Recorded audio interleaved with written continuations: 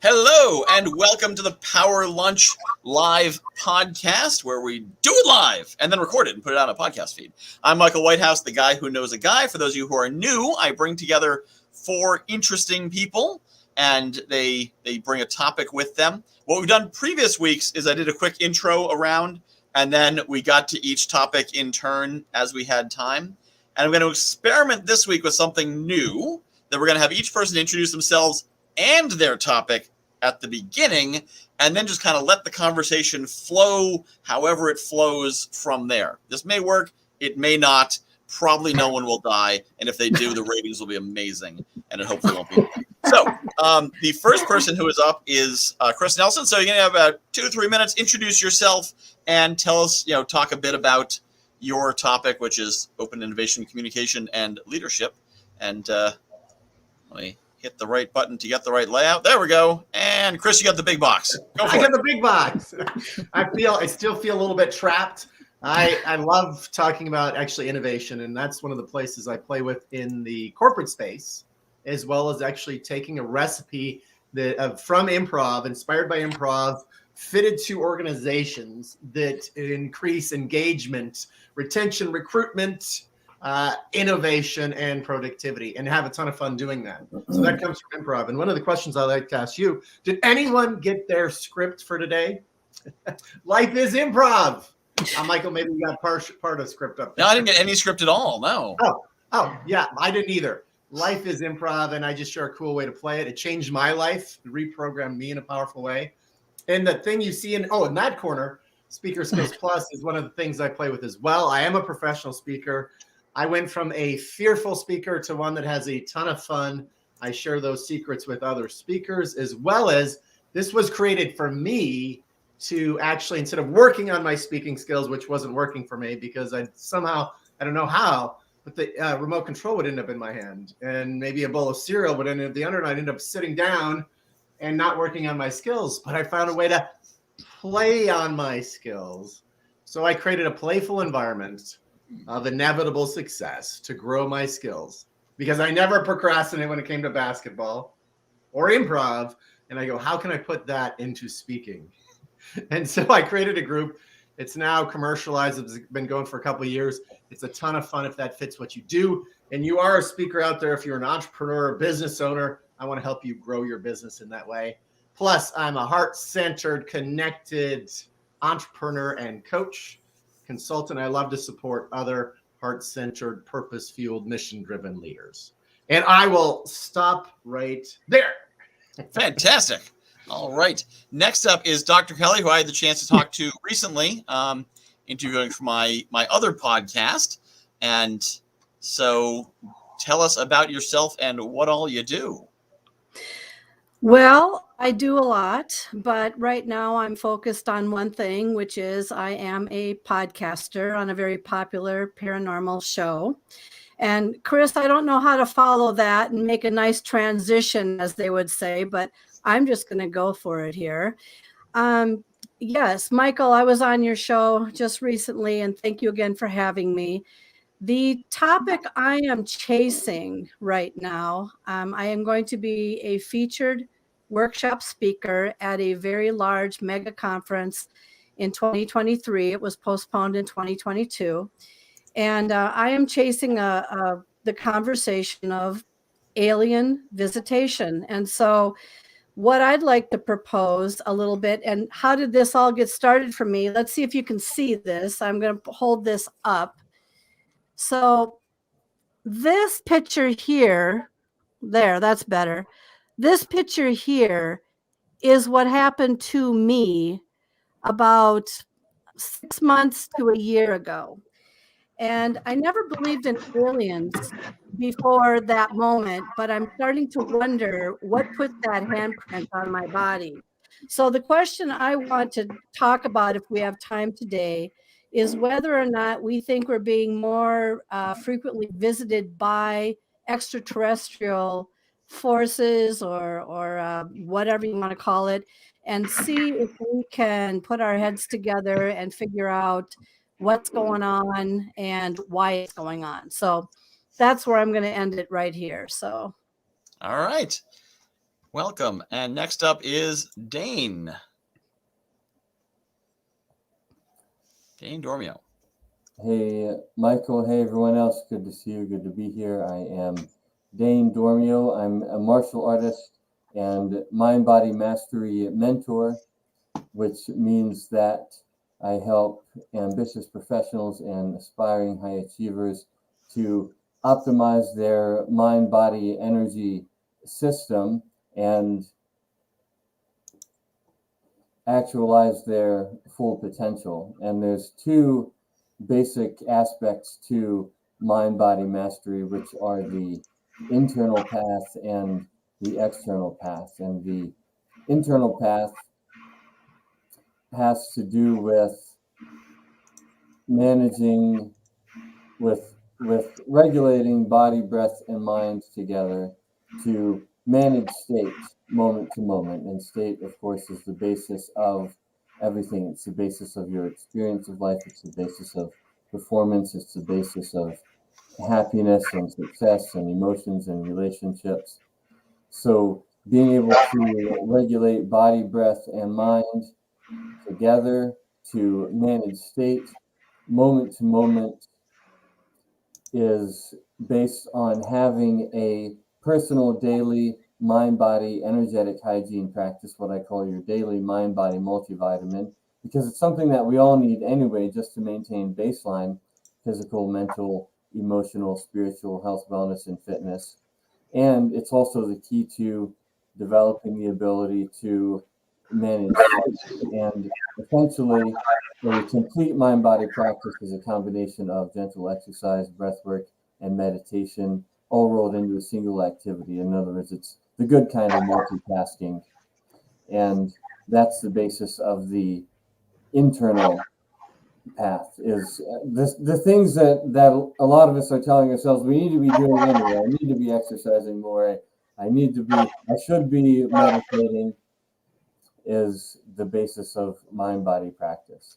And the external path has to do with information and action management, and specifically what I call your distributed cognition ecosystem. It's, in other words, the system of tools and processes that you have in place to support your brain, to support the creative and productive functioning of your brain, because the brain is limited in its abilities as to what it can do, how many things it can manage. We can hold 3 to 7 pieces of information in short-term memory.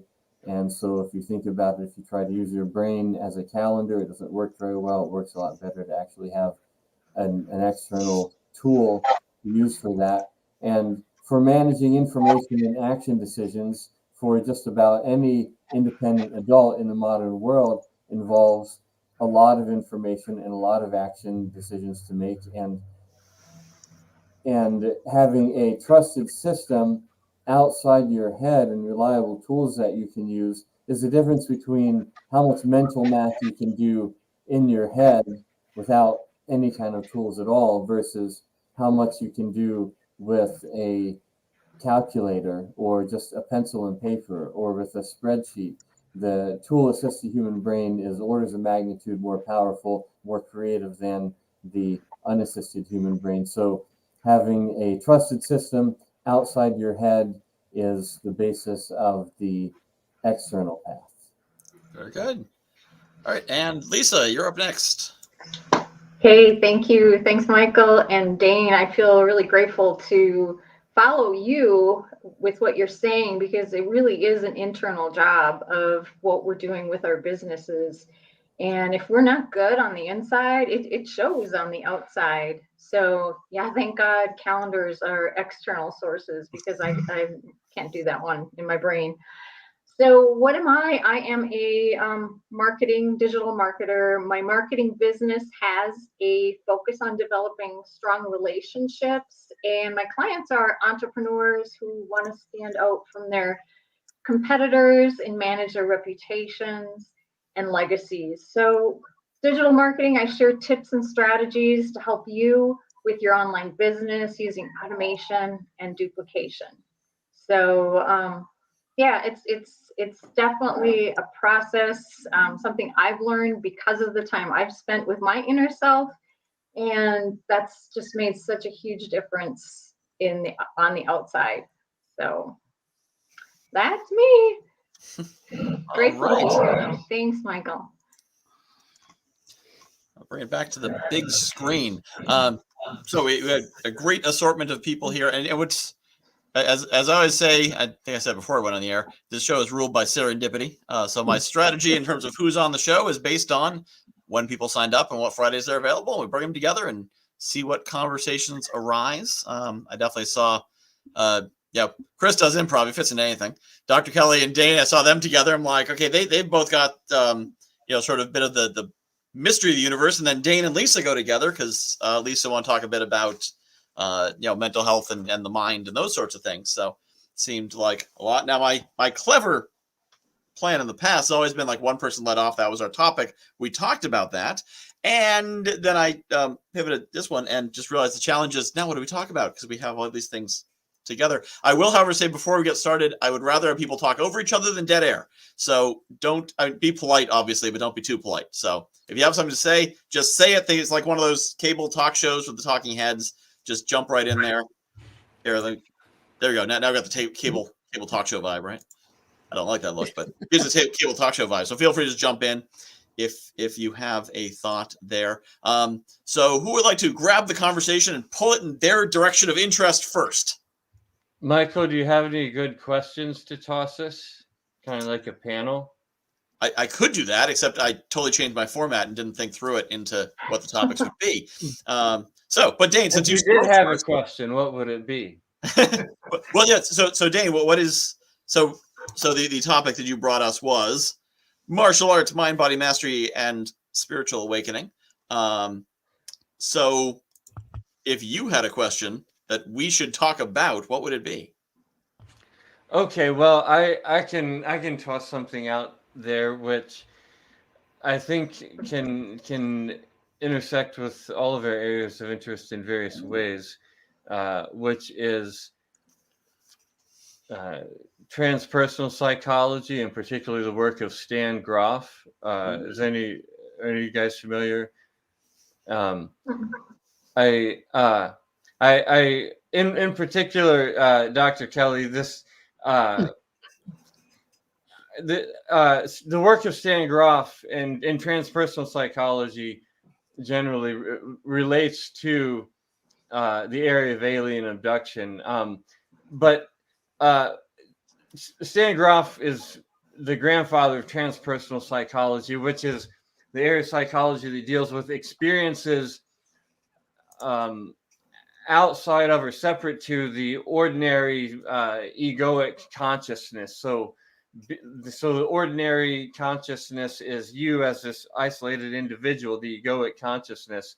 And there can be all other forms of experience, such as past life experiences, regression experiences, experiences of angelic or demonic realms, alien abduction experiences, encounters with archetypal beings or realms or discarnate entities, or experiencing being all kinds of things like the Earth itself or the entire galaxy, or being an entire species, or being all plants, or being all water, all kinds of things other than you as this, being a mother whale giving birth, being all kinds of things other than you, and experiencing that. And there are all kinds of ways that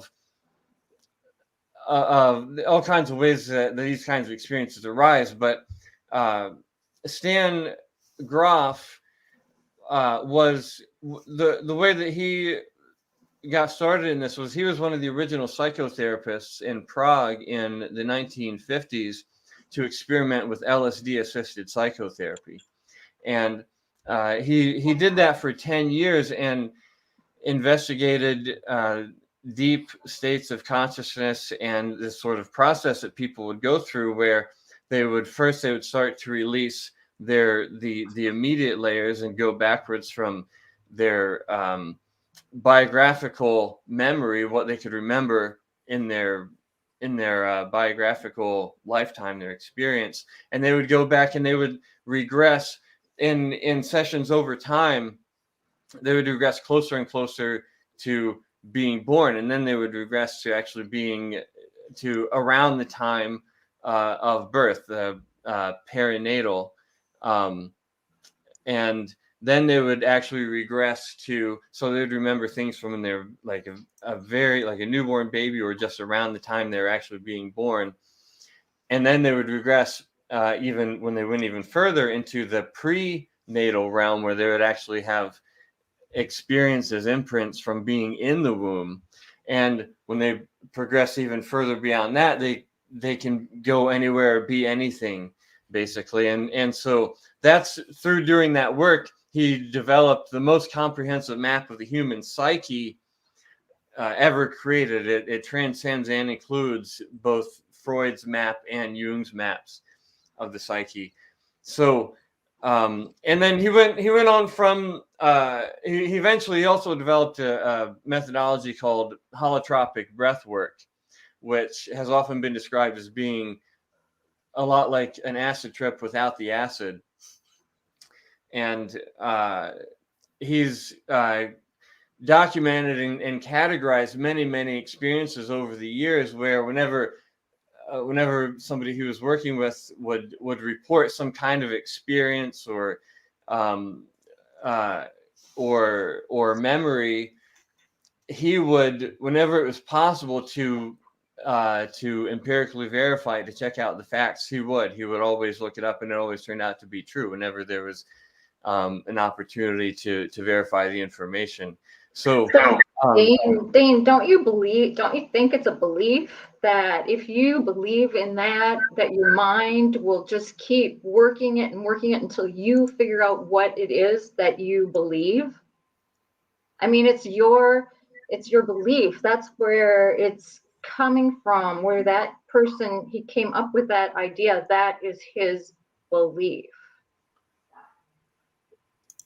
And it's maybe nothing more than that. Well, my take on beliefs is that I'm open to the mystery of life. I'm not attached to being right about things. Everything I believe today could be wrong. Now, as a part of my background as an awakening coach, and in those I've had the experience of feeling myself as something much greater. So I've had that feeling, and it felt like a knowing, but I don't need to make it a knowing. I could be open to it being, was this a delusion of mine, or was this something that felt real? Now, it felt really good, like it was Dane was talking earlier. It felt like a trip that, and I've not been on those trips, but it felt like a trip that I'd love to take anyone on. Because in that moment, I didn't feel like anything needed to be added to make a perfection of that situation, or nothing needed to be taken away. It felt perfect as is, no matter what was going on in my life. So, but I'm not attached to my ideas as much anymore. And when I told a friend of mine, I said, I'm not attached to my ideas. And he said, well, if you have them, you're attached to them. And I thought for a second, oh, that's probably true. If I have an idea or belief, I probably have some level of attachment to it. But what I see damaging, I think, this country and this world today is so many people are so attached to their ideas. They're like sewn into their skin. And when you touch them, they go, don't touch that. And they can't even talk about a particular idea as whether it's true or not. So I love what you're talking about there, Dane and Lisa. Chris? Definitely.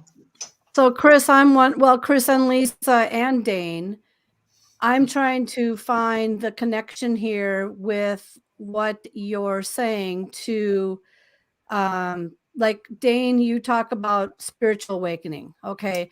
Chris, I agree very much with the fact that people are so attached to their ideas that they can't let go. Lately, I've been doing a lot of manifestation work and manifesting ideas that I have had for quite a while. And things are actually now coming to light. So where does that come to light? Does that come together? Does that come from Dane, our spiritual awakening of ourselves? Lisa, what are your thoughts on that? And Chris, do you understand kind of where I'm going with this? When people start to release or let go, where do they go from there? Oh, I totally believe in manifestation and what you're creating. And I mean, just to continue on with the belief, it's, you believe it without hesitation that that is your vision, or what you've made that decision of what that belief is, and then you trust in that belief, and that's how the manifestation comes into being. It's just like, then you just lean back and you accept. I don't know, Dane, how far off am I? I'd love to hear. My belief is I'm right on. Well, I like your phrase. I just say I like your phrase, lean back and accept. Mhm. And I think sometimes, I believe in manifestation. I've created goals. I put goals on a vision board and they came true. Mhm. So I believe in that to a degree. Now, do we manifest everything? I don't know. One power talk, you're focused on a goal, and sometimes your true purpose may even be at a right angle to that. And it takes you to that. So you think you're going towards it, but then something more important comes up. Mhm. I live in that space of not needing to know as much anymore and being open to whatever possibilities there are out there.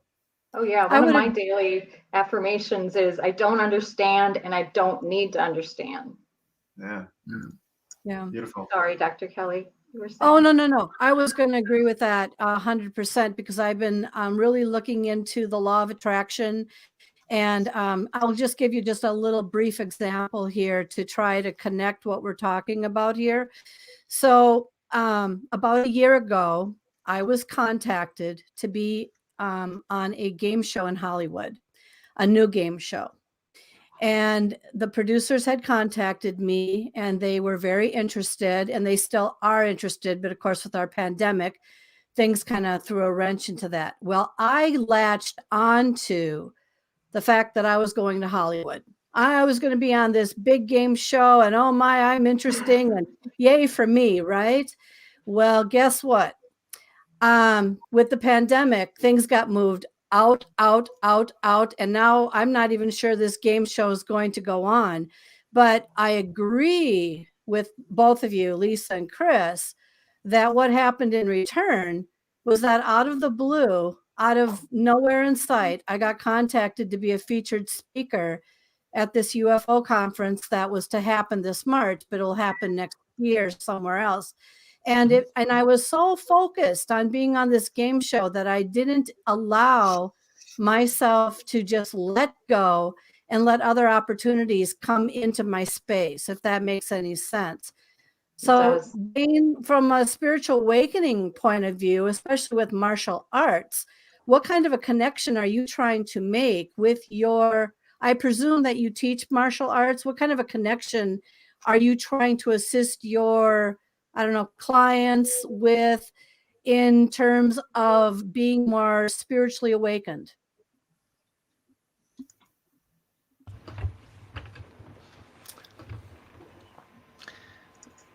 Well, I don't know if this is exactly the answer you're looking for, but I actually don't focus on the spiritual dimensions of things in my teaching or in my marketing.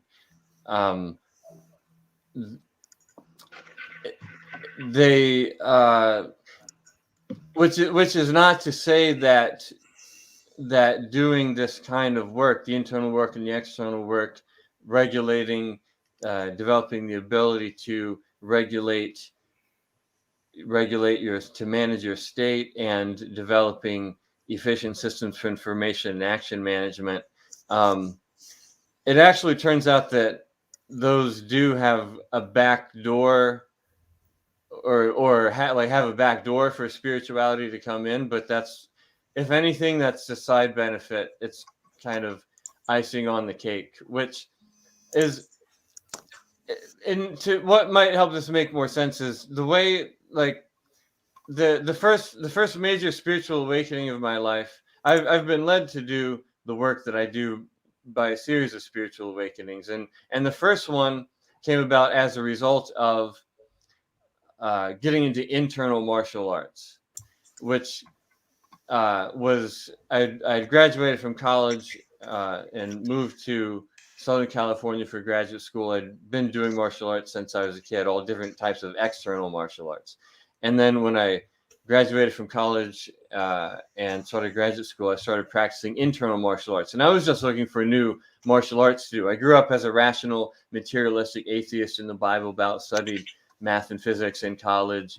And when I started practicing internal martial arts, this thing happened to me that I recognized that what it was, and I like, whoa, where'd that come from? Like this thing that people I know people strive and spend years and decades and lifetimes striving after and seeking, just kind of, then I didn't even really believe in, just kind of fell out of the sky and landed in my lap. But that was what got me started on my own path of learning and discovery. But that's not what I offer, package, or teach to people. I can't promise that you won't experience some kind of spiritual awakening if you do these practices. I mean, it's entirely possible. But the main offer and focus is on health, wellness, longevity, stress reduction, and on performance enhancement. That's the thing that's offering. And if any spiritual benefits come along with that, as it's entirely possible they may, it's just extra from the universe. Awesome, Dane. And the thing I love about that too is, just sticking on to that belief thing, that there's no judgment with, being an atheist or being a Christian or spiritual or whatever, and we don't judge one another and we don't compare one another. That sets us apart from everybody else, because that's the journey we want to be on, and that's just being ourselves. Well, I like that you say that, Lisa. A lot of people want to judge you and they judge me, and I judge me most of my life pretty harshly. And you remind me of this, one of the things when I was talking to one of my very Christian friends, and, I was raised that way to a degree. Now I think spirituality is in everything. Personally, you can't help it. It's in everything. Every business talk I do, it's in that. It's everything that I actually do. Now I don't overtly share it that way, but the one person was talking about the Bible, and I was trying to figure things out, and I go, why doesn't the main tenet of the Christian Bible not be practiced on a regular basis? Love thy neighbor as thyself. Love thy enemy as thyself. And if you don't, I will judge you. No, but love thy enemy. Why isn't that working? I go, it is working. Because people don't love themselves. So I think one of the biggest transformations that could happen is actually people loving themselves so fully, dropping their judgment about themselves, that now they can fully love their neighbor and even their enemy. Yeah, I like that. Exactly. I definitely found that. So in my podcast, the Guy Knows a Guy podcast, I have interviewed dozens of successful entrepreneurs, and there's definitely this thread of spirituality that runs through, and these are investors, these are marketing people, these are, fairly mundane, serious business people. And there's this, they talk about manifestation, they talk about belief, they talk about mindset and attitude. Very few of them talk about like balance sheets and budgeting and expense tracking, and it's much more about that manifestation. Now it could be just people I happen to be meeting, or it could be there's a correlation between effective manifestation and having a lot of money and success. I know about a year ago I set the intention of I'm going to be on a stage in front of 500 people in February 2022, because I thought the pandemic would be over. And it's not. So I'm not. If someone's like, hey, you want to get on stage in front of 500 people? I'd probably say yes, but I'd think twice about it. Because, it's certainly not something I'm actively seeking. But now I'm finding myself on virtual stages. I'm being invited to podcast. I don't even know how many podcast interviews I've done. I think I do about 2 a week at this point. People invite me to them. I put them on the calendar. I show up. I talk. I leave. Hopefully it comes out via the internet sometime. I don't know. But by putting that intention of I'm going to be on a stage, it kind of proliferates into, or a bunch of little stages, or a podcast, or a video. I don't know. I'll be out there somewhere. And by not being attached to, like Dr. Kelly, what you were saying, I'm not attached to a stage of 500 people. It's stages. That'd be fun to stand in front of people again. But Or a stage of millions of people watching you fail terribly on a game show. yeah, and here we have a Imagine viewer from that. Switzerland right now. We're talking to people around the world. Mhm. Hi, whoever that is. Hello, Facebook user from Switzerland. But that's it. You know, when you set that general intention, I used to be a driving instructor, and one of the things we teach, which is highly relevant for anyone in the Northeast watching right now. Sorry, I kept popping off, but school called to say that the after-school program was canceled. They're like, "So how do you want your daughter to get home?" I'm doing a show here. Put her on the bus, I guess. So you know, if you're skidding on the snow, what you want to do is look at where you want to go. The instinct is look at the guardrail or the tree. Like, oh, I hope I don't hit that tree. And all your brain hears is tree and says, you got it, boss. Tree it is. If instead you say road and look at the road, you go towards the road. But so many people are focused on, I want to be less poor. I want to be less broke. I want to be less miserable, or I want to be not miserable. And your brain doesn't get negative words. So it's just like miserable, broke. All right. That's a weird ask, but you're the boss. Miserable and broke. Yeah. You got it. We'll make that happen for you. And Well, really, Michael, words are just energy. Words are just vibration. So the word manifestation is just a word that we're using when something comes to being. I feel that maybe it's more of a yin and a yang, that I'm looking at that tree and I'm thinking negatively versus, you know what, let's pivot. Let's think positively instead of always focusing on the negative. I could hit that tree. No, I'm going to miss that tree and I'm going to keep going forward. So, using words as energy in a positive way has been what has helped me. And my journey has been, the reason I was talking about mental health is because I have a son who's on the autism spectrum. I have a husband who served in the military for 38 years. So I had to find myself because I was always trying to fix them. They didn't need fixing. I needed fixing. And that internal game, like Dane was saying, is what was the pivot point for me. yeah. I love what you shared, Mike, in terms of driving towards and leading into what Lisa was sharing as well. Driving in slippery conditions.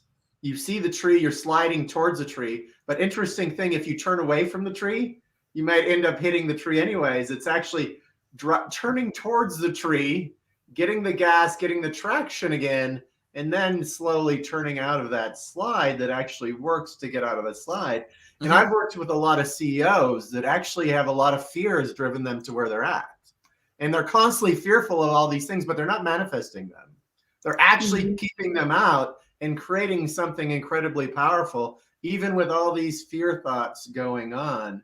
And then going back to what Lisa said, I mean, I've tried to change the world so many times so it could fit me.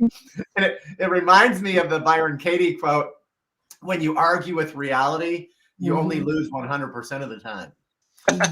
And I've argued with reality a lot. Reality, you need to change for me. Yep. So Lisa, you mentioned, you said your son has My son, yep, he is 25 years old. He's living his dream. He works in guest services for the Minnesota Twins. I mean, that's what he wanted to do in 4th grade. So he manifested it. There you go. Yeah. So I shared a link to an article I wrote a few weeks ago. Yeah, it was a few weeks ago. We lose track of time in this time, but it was actually a few weeks ago. I remember that. Look at that. We're getting back into the time-space continuum. So it's called what D&D can teach us about neurodivergent superpowers, because I have found these successful people I know, almost all of them have a diagnosis of some kind. And I know at least one and probably more people who are on the spectrum who use that to great success. I know one, he's an investor, and because of his autistic style brain, he's able to look at a deal and, a complex structure, and in minutes know if it's a good deal or not and how it can be improved.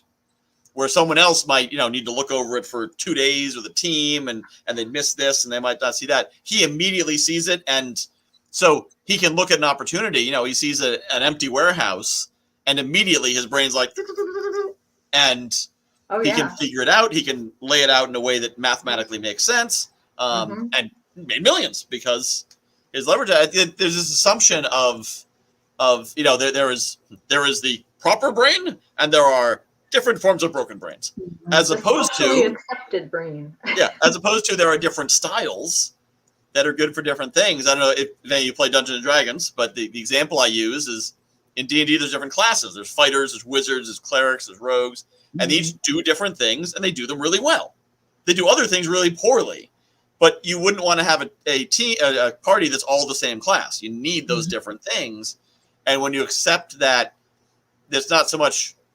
Some people actually have disabilities. Their total ability level is actually lower. That happens. But for a lot of the neurodivergence, it's not so much a disability; it's a different ability, and it's ability. You need someone on the team who can look at the reports and just understand them. You also need someone who can come up with the crazy ideas, and that guy probably can't even read the reports, let alone understand them. But the guy who can read the reports might not be able to come up with a marketing plan that turns this into anything. So it's really it's about kind of figure out what class someone is and what part of the monster fighting team they're on. So I have a question.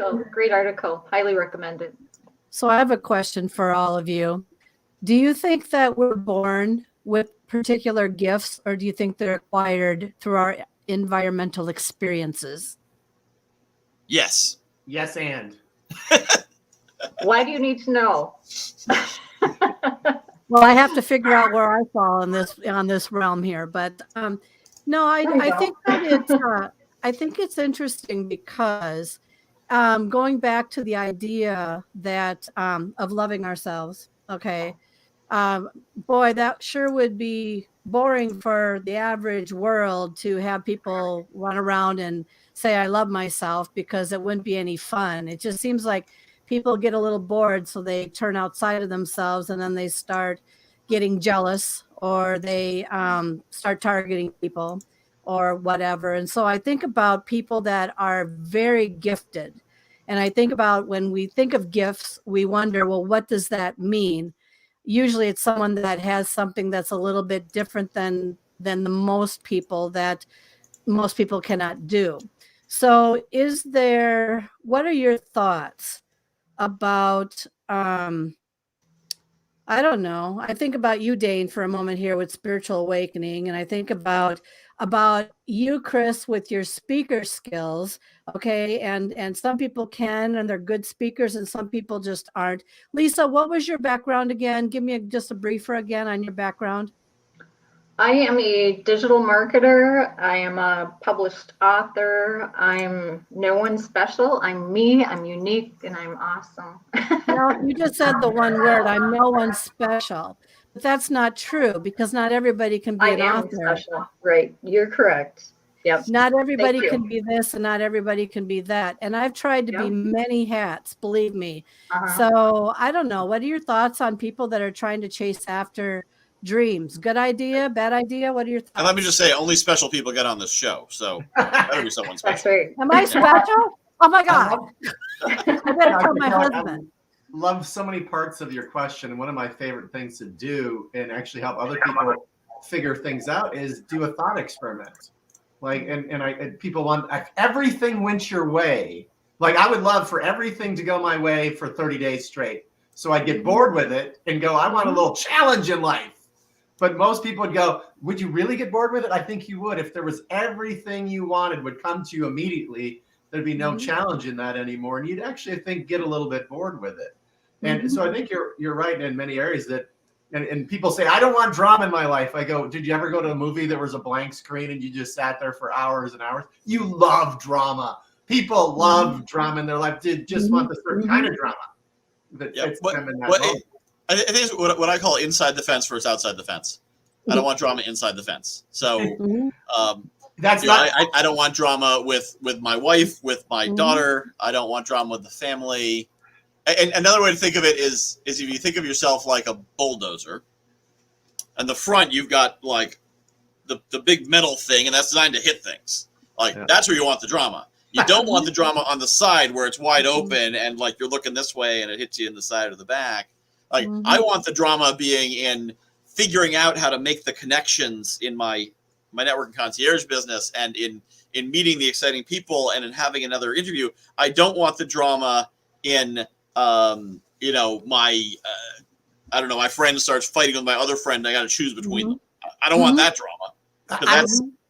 I would say, Michael, I love your analogies inside and outside the fence. And if there was no drama inside the fence, we'd be breaking through that fence to get to the drama because we crave drama inside and outside of the fence. Yep. Because if you're in a relationship and there's no drama in the relationship, that is rather boring. But I think you can not have the drama in the relationship, and so if the relationship doesn't have the drama in it, it's dead. It's flatlined. Well, no, but you can together face the drama outside. That's true too. It's a certain type of drama we would love to have in our relationships. Right. The passion, the romance, the deep connection, fighting against the world. I mean, if we didn't have any drama inside the fence, you'd be flatlining and you'd be looking for another situation. We crave drama in and out the side of the fence. Dane, I need to know, when you have all of your clients there in front of you and you're going, hi-ya, or whatever you do with your martial arts, what exactly are they trying to get out of their system? Can you tell me?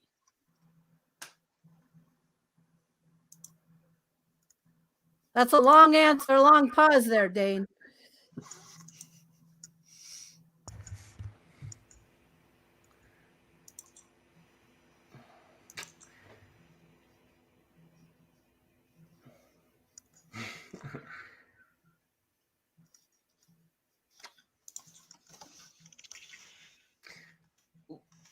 Well,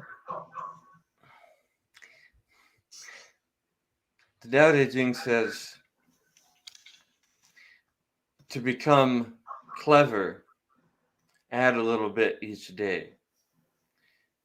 To become wise, subtract a bit each day. And the way that applies to physical practice is, as the Tao Te Ching also says, can you be as soft and supple as a newborn babe? The soft and yielding is the companion of life. The stiff and unyielding is the companion of death. So can you be as soft and supple as a newborn babe? We actually all have a perfect natural design, just like all animals do. If you see a cat, it's a perfect natural cat. It has a perfect natural cat shape. It moves like a cat. You see a dog, it moves like a dog. A bird, it moves like a bird. A fish, perfect fish shape, it moves like a fish. And we're the same. However, we also have another layer associated with the primate brain, and specifically the hominid brain and the Homo sapiens brain, neocortex, of conditioning, of patterns of movement and ways of being, ways we hold our body, patterns of tension we hold in our body, emotional armoring, the way that we hold on to and arrest the movement of emotions, energy and motion through our body, that comes layered from the time we come out of the womb, and even before, we're layered through family, school, religion, society, media, etc., layer upon layer of conditioning. So the aim of training in internal martial arts, to circle around maybe to kind of what you're asking about, is it's about releasing the unconscious conditioning, the patterns of tension, and allowing the natural way of being, the natural way of holding and moving, holding the body and moving and standing and breathing, releasing the conditioned patterns and allowing the natural way of being to arise. Great question, Dr. Kelly and Dane. I love what you shared there. For me, I joined this engineering program, and my friend said it was a 7-day yoga program. I said my body cannot take that. And then I went to the kind of the open house about it at my friend's house, and there was this 26-year-old woman with Sheila with incredible presence, like I haven't seen before. She was so present in that room. And she shared that. And then she shared Sadhguru, who's all over the YouTube now, and his wisdom. And he goes, well, you all want to be happy, right? And I was leaning in. I want to be happy. Pretty much every decision you make is for happiness. I think that's true of me. I want to be happy, create a happy life. And then and as you're getting older, you're getting wiser. I said, I think I'm getting wiser as I'm getting older. And then he asked, so what's the happiest age group in the population? And I go, oh, dang it, you got me. It's kids. It's little kids before we mess with them too much. And it's like you said, wisdom is really taking away these crappy programs we've been given by well-meaning individuals, and also commercialize this I'm not enough that is pumping holes in people all day long. Taking that away and going back to that wisdom you had as a child to connect with other people deeply and feel love, feel passion, feel play, feel energy. And I go, okay, you got me. I'm in for your program. And it was a lot of, taking those negative programs away in this inner engineering program so you could really connect to something deeper, more expansive. Wow. Yeah. That times where I'm like, I think there's a trap at the end of this road. This definitely sounds like a road that leads to a trap. And you are walking down it. It's a trap of knowledge. Mhm. That's knowledge. I say a lot of SMART goals are actually SMART goals that end up in dead ends. And you wonder, why am I not happy from this SMART goal that ended up in another dead end? Yep. Well, and that's whenever I do coaching, I always focus on, I ask the magic wand question. If you had a magic wand and could get any outcome you want, what would it be? The first thing that's fascinating is I always have to ask it twice, because the first time they focus on, I was working with someone who was a religious believer, and so I posed it in religious terms. I said, God comes down to you with a blank signed prayer request, approved, God, signed. You can write anything you want above that. What are you going to write? And they said, well, I want a job that pays at least $17 an hour, and I'd want this. And we're like, whoa, back up. Approved, signed, God Almighty, creator of the universe, just gave you a blank signed prayer request, a wish, and you want a $17 an hour job? Oh, and like I had to stop them short and be like, no, wish, magic wand. Yeah. But almost no one answers that question with like, oh, I'd want this, this, and this. Because if they do, they're usually heading towards it. And I think most people aren't getting what they want because they don't know what they want. They haven't, they don't believe they can get it. So, I actually had someone tell me, my mother taught me it's too expensive to dream and not to do it. And she actually, the first person ever, couldn't do the exercise. There's like, I don't know what I want. I can't even visualize anything beyond the next step of getting a job or whatever. And I'm like, this is, you want to talk about mental disability, spiritual disability. Like, if you can't dream, that's the greatest disability I could possibly imagine, short of actually being dead. Because what can you achieve if you can't envision something greater? Michael, you're tapping into the Spice Girl wisdom. What do you want? What do you really, really want? Yeah. Good one. Yep. So we are coming to the end of the hour, believe it or not. So this seemed to work. So I'm still kind of experimenting with the style of how we're doing it. And there were about 8 minutes in. I'm like, was that a mistake there to front load all the introductions? I don't know. I'm gonna keep experimenting. This was this one. Hopefully you liked it. If you don't, yeah, it's great. I'll give your money back. So and for the audience, I'll double your money back. In fact, if you're not satisfied with this show. So we're gonna do a quick around the table, so you can do whatever your final comment is. If you have something that you're promoting, hopefully attached to the website that you gave me, and so feel free to pimp whatever you got. And we'll go the other way around the circle. So, Lisa, final comments, and where can people find you, and what do you want them to do?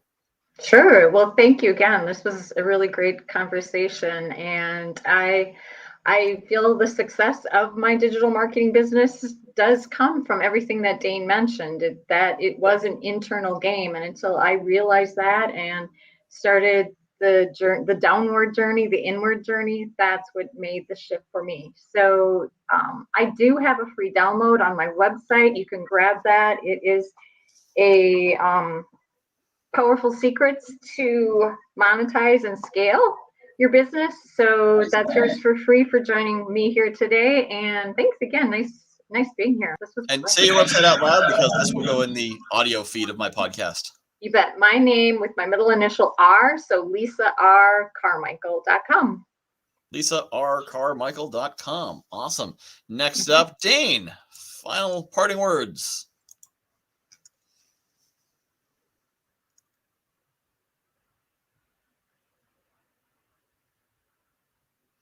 I think they may be muted word. If you'd like to connect with me, Facebook is a good way to do that. I'm pretty sure I'm the only Dane Dormio on the world. So if you meet another Dane Dormio, it's probably me. And if you go to my website, mindbodymastery.academy, there's a nice download there that gives away for free all of my secrets. And I think that's it. All right. Dr. Kelly. Okay, yes. If you are interested in the paranormal or extraterrestrial visitations, I would go to my website, www.paranormaluniversalpress.com. And also join me. I don't know if it'll be in Las Vegas next year, but please come and see me. My workshop will be nominal at the UFO Mega Conference. And if you want to read a little bit about that, go to www.ufomegacon.com. And on there, you're going to see quite a biography of me under workshops, and you'll get to know all about what I'm exploring and what I'm currently after. So, and if you want to write me at krschutz1@yahoo.com. And thanks, Michael, for having me. Yes, thanks for being here. And Chris. It's an honor to play with all of you today. I love playing with different people and different minds that pull me in different directions. And I got to swerve in the winter car a little bit to avoid that tree, get away from the tree. One of the things I do is Speaker Skills Plus, which is a playful environment of inevitable success if you want to be better as a speaker. And if you are a business owner or entrepreneur, you are a professional speaker. You just might not be a very good one. Or if you're a really good one and you want to get even better and tell stories that captivate and connect with people, play with me. And I will give you a free golden ticket. If you take it, just grab that golden ticket and you have a free chance. Thank you for taking that, Lisa. You have a free invite to come play with me online on Zoom, Tuesdays and Thursdays, 9 a.m. Pacific time. Drop into one of those. I'll share a link to that Zoom room and you come play and you'll see the games we play and you can play on your own. The other aspect that I plan is this. If you are a heart-centered, mission-driven, purpose-fueled leader, I'm happy to share 15 minutes of what I share in a recipe that will bring more engagement to your organization. We'll actually flip on his head the Great Resignation, bring more engagement, innovation, collaboration, connection, boost your retention and your recruitment. It will play. You will have that recipe that you can cook with any way you want. And so just reach out to me, chris@chrisnielsen.com. It's a great way to connect with me. chrisnielsen.com. Ask either for the golden ticket or say, hey, I would love that free 15-minute consultation that you talked about. Michael, thank you for having me here. Thank you all for the wonderful questions and play I got to have with you all today. Thank you. All right. Thank you for being here. I was actually just looking at what we have next week. Next week, we have another Chris who does improv.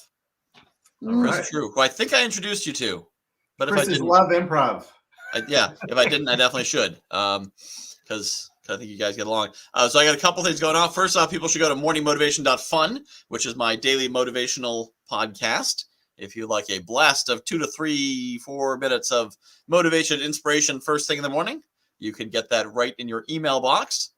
If you go to guywhoknowsaguy.com, you can get my Power 5 networking tips, which is my entire book distilled down into one page. People say, why should I buy the book? Because the book's got the funny parts. The free networking tips just has the useful parts. And February 21st and 24th, I'm running a summit. It's global. It's a summit. It's about networking. It's the Global Networking Summit at globalnetworkingsummit.com. So you can find that there. The main part of it, watching the 30 amazing speakers, learning from them, is free. But there's also a tremendous networking event that's going to be across the 4 days, 24-hour networking global event on the 24th, and all that, and about $15,000 worth of prizes, not prizes, $50 worth of gifts from our speakers is $97. So definitely worth checking that out as well. Thank you again to all of our guests for being on the show. This is always a fun show, as I more and more am leading into saying the Power Lunch podcast is ruled by serendipity, because I don't think I mentioned it earlier, but when I put the show together, I take the first 4 people who applied for that date when the date is open, and that's who we have, and I let the universe decide what great mix of people. And then the universe decided I'd done it wrong and sent Lisa, who was definitely booked for next week, and was like, why don't I have the link? And I said, I don't know, send her the link. Turned out one of our people who was booked for this week didn't show up, and Lisa did. So the universe decided she should be on this show and not next week's show. So there we go. I just, this is the universe's show. I just host it. So thank you for being a part of it. Thank you to the guests. Thank you to the viewers. And thank you to the universe for making this awesome thing happen on my platform and making me look good. So we'll be back here again Friday at 2 p.m. Eastern, 11 a.m. Pacific, and whatever other time it is where you are in the world. Just join the group and you'll get notifications. So thank you all for being on the show. Thank you. Well done, Michael. Thank you. Thank you. What's your fun podcast again, Michael? That is morningmotivation.fun. I like that. So there's a .fun out in the world now. There is a .funny. I was looking for a good .com. I was like, Morning Motivation Podcast. No. .fun. Holy moly. I've got a podcast where I put music under my voice and blast a lot of energy at people every day. That's a .fun right there. Yeah. Right. You can actually make it anything you want. That's why I have mindbodymastery.academy. I've never seen a anything you want, but that would be a good one. You can, you can do that these days. Yeah. So somebody should get anything you want to the top You of should the get Chris.Nielsen if you wanted. Yeah. Yes. Oh, You can do that. Yeah. Yeah, you can make any top level domain, but I think if it's not out there already, it costs like $200,000. right. Well, I mean, if it's new, if somebody doesn't already own it, if somebody already owns Chris.Nielsen, then, but if Oh, yeah, not, then you can get it. Yep. All right. Well, and now we're past the top of the hour. So I'll let you all go. And thank you, all you watchers and viewers. Join us next week.